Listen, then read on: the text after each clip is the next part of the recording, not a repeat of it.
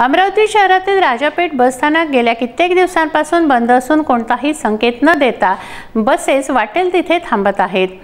त्यामुळे बसस्थानक सुरळीत ठेवण्याची मागणी नागरिकांनी केली आहे, कारण त्यामुळे अपघातांची शक्यता बळावली आहे।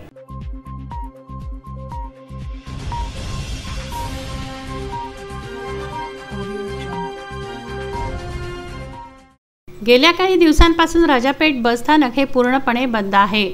महामंडळाच्या बसेस या थांबा न दिलेल्या ठिकाणी थांबत आहेत। भरधाव वेगाने येणाऱ्या या बसेस राजापेठ येथे कुठलाही संकेत न देता प्रवाशांना उतरवण्यासाठी थांबत आहेत। मागून येणाऱ्या वाहनांना याची कल्पना सुद्धा नसते की ही बस थांबणार आहे।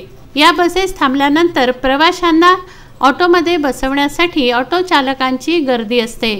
येथेच ऑटो चालकही आपल्या ऑटोंसह गर्दी करतात, त्यामुळे अपघातांचं प्रमाण वाढत आहे।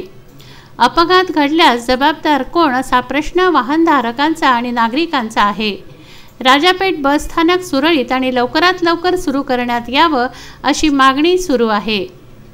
राहुल टेकाडे, विदर्भ न्यूज, अमरावती।